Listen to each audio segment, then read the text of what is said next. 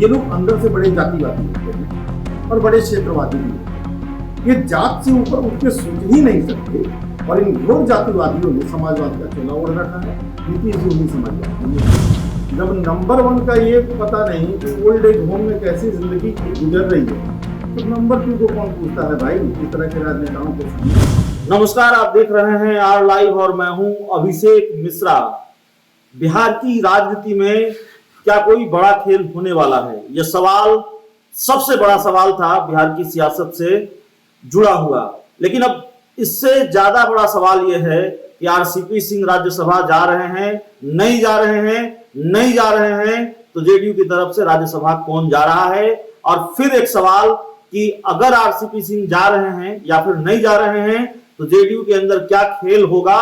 और फिर एक सवाल कि जेडीयू के अंदर जो खेल होना है उससे बिहार की राजनीति पर क्या असर पड़ेगा? सवालों की फहरिस्त बड़ी लंबी है, सवाल दर सवाल, और उन सवालों के जवाब तलाशने की कोशिश हम लगातार कर रहे हैं। इस वक्त हमारे साथ कांग्रेस के प्रवक्ता आसित नाथ तिवारी हैं। पहचान यह भी है कि देश के कई बड़े चैनलों में अपनी बड़ी भूमिका अदा कर चुके हैं, लंबा अनुभव है चीजों को समझने का, और देश के जाने माने पत्रकार हैं, अब सियासत से जुड़े हैं। तो सर, हमने दोनों पहचान आपकी कराई है अपने दर्शकों से, और आप किसी पहचान के मोहताज हैं भी नहीं वैसे, इसीलिए दोनों नजरिए से हम आपसे सवाल पूछेंगे। हमारा सवाल एक पत्रकार से भी होगा और एक कांग्रेसी से भी होगा। देखिए, पहला जो आपका सवाल है कि आरसीपी सिंह जाएंगे या नहीं, आरसीपी जाए या न जाए, लेकिन जो भी जाएगा वो नीतीश कुमार का स्वजातीय होगा और नीतीश कुमार के गृह जिले का होगा। और इसकी वजह यह है कि समाजवाद का चोला ओढ़कर ये जो लोग घूमते हैं ना, ये लोग अंदर से बड़े जातिवादी होते हैं और बड़े क्षेत्रवादी भी होते हैं। ये जात से ऊपर उठ के सोच ही नहीं सकते और इन घोर जातिवादियों ने समाजवाद का चोला ओढ़ रखा है। नीतीश जी उन्हीं समाजवादियों में से हैं, इसलिए जो जाएगा उनकी जाति का होगा, जो जाएगा उनकी जिले का होगा। क्या ये फैसला ले पाना इतना आसान होगा नीतीश कुमार के लिए, जो व्यक्ति पार्टी में नंबर 2 की हैसियत रखता रहा हो कई सालों तक, उसको इस तरह से बेटिकट कर दिया जाए? इतना आसान है ये फैसला ललन सिंह के लिए और नीतीश कुमार के लिए? अच्छा, ये बताइए, भारतीय जनता पार्टी में कभी नंबर 1 की हैसियत में लाल कृष्ण आडवाणी जी थे, आज कहाँ हैं? तो ये तो नंबर 2 की हैसियत में थे जदयू में। जब नंबर 1 का ये पता नहीं कि ओल्ड एज होम में कैसी जिंदगी गुजर रही है, तो नंबर 2 को कौन पूछता है भाई इस तरह के राजनेताओं के सामने। इसलिए कोई नंबर 2 नंबर 1 नहीं होता है जब तक राजनीति में आप प्रासंगिक हैं, आप सिरमौर हैं। जिस दिन आपकी प्रासंगिकता खत्म कर दी जाती है उस दिन आप खत्म हो जाते हैं, आप जीरो बेटा सन्नाटा हो जाते हैं, आप लालकृष्ण आडवाणी हो जाते हैं। और नीतीश कुमार जी ने तो भाजपा में तो चलिए, जब मोदी युग आया तो Advani ji old age home गए। नीतीश कुमार जी तो बहुत पहले से ओल्ड एज होम भेजते रहे अपने नेताओं को। बहुत बड़े बड़े नाम, बड़े दिग्गज लोग हुआ करते थे। कभी समता पार्टी में जॉर्ज फर्नांडिस साहब का क्या हुआ सबको पता है, शरद यादव जी का क्या हुआ सबको, सब नीतीश जी ने सबके साथ क्या किया, दिग्विजय सिंह, प्रभुनाथ सिंह, हाँ, ये सबको पता है। कई नाम तो आप भी बता रहे हैं, सबको पता है।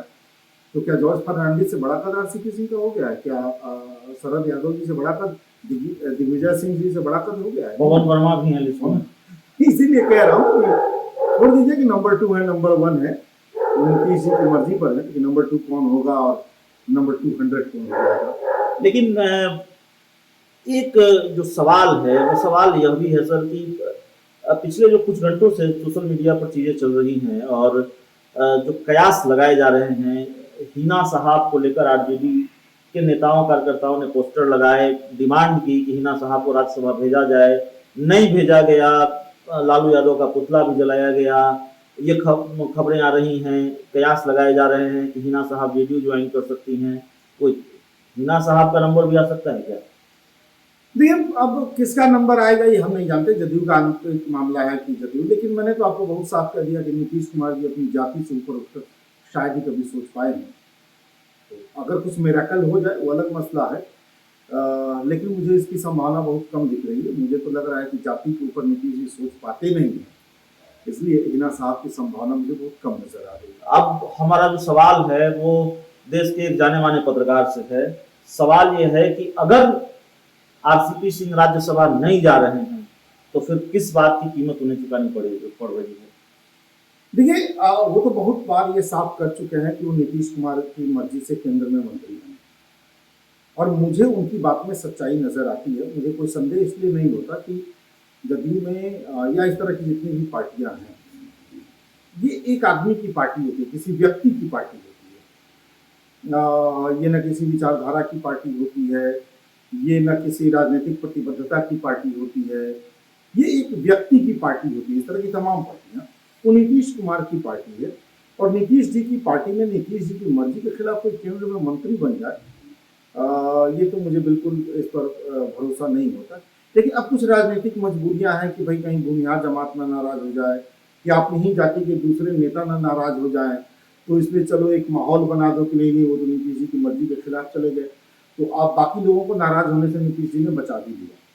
गए तो होंगे वो, नीतीश जी की मर्जी से ही मंत्री बने होंगे, लेकिन बाद में जब वो केंद्र में मंत्री बन गए तो अब इसमें कितनी सच्चाई है मैं नहीं जानता, लेकिन ये तय है कि उनका झुकाव भाजपा की तरफ दिखा।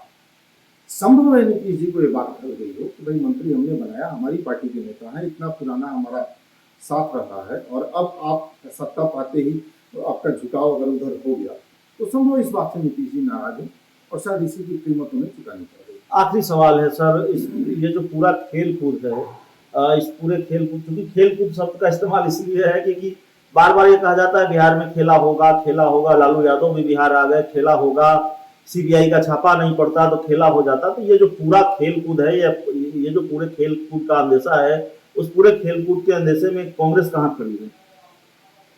कांग्रेस वही थी जहां कांग्रेस है। कांग्रेस वो है जिसने इस देश को ढांचागत निर्माण दिया। आप पाएंगे कि 89-90 के बाद से देश में जब दो राजनीतिक धाराएं आगे बढ़ी, एक घोर सांप्रदायिक, एक घोर जातिवादी।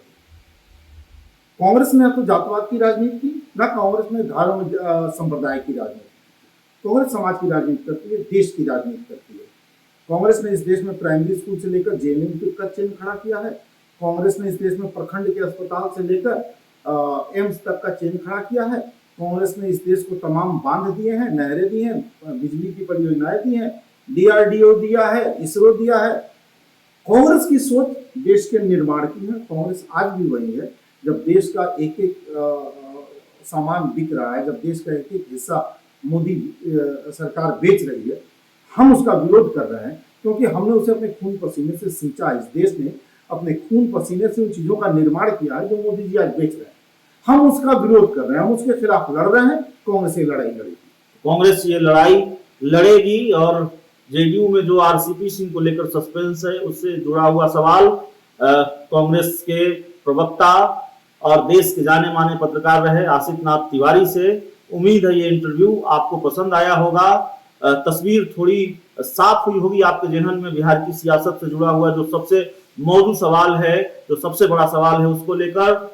इस इंटरव्यू में इतना ही। बहुत बहुत धन्यवाद।